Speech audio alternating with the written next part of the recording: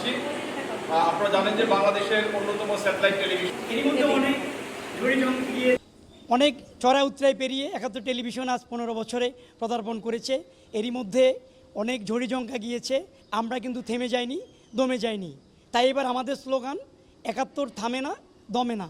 আমরা থামতে চাই না, দমতেও চাই না। দর্শকই আমাদের মূল চালিকা শক্তি।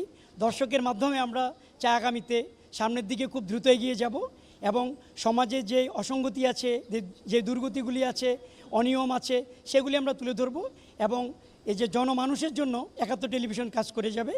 উপস্থিত এখানে ছোট্ট সোনামণিরা এবং যারা আছেন প্রত্যেককে অভিনন্দন জানাচ্ছি আমি এবং শুভকামনা জানাচ্ছি। ৭১ টেলিভিশনের সাথে থাকবেন। ধন্যবাদ সকলকে। ১৫ বছরে পদার্পণ করলো।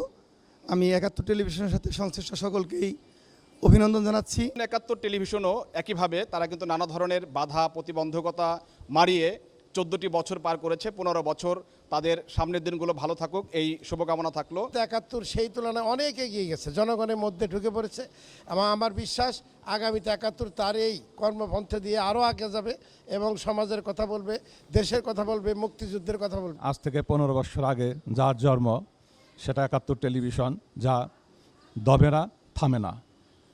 ১৫ বছরে পদার্পণ উপলক্ষে আজকের এই আয়োজনের আমাদের ৭১ টেলিভিশনের মানিকগঞ্জের প্রতিনিধি প্রিয় মনিরুল ইসলাম মিহির সহ আমন্ত্রিত অতিথিবৃন্দ, মানিকগঞ্জে এই দিবসটি উপলক্ষে যে আয়োজন করা হয়েছে, এই আয়োজনটি অত্যন্ত চমৎকার একটা আয়োজন হয়েছে এবং এই আয়োজনের নেপথ্যে যারা কাজ করেছেন, বিশেষ করে ৭১ টেলিভিশনের প্রতিনিধি মনিরুল ইসলাম মিহির সহ যারা এর পিছনে ছিলেন, তাদের সকলকে শুভেচ্ছা এবং অভিনন্দন জানাই।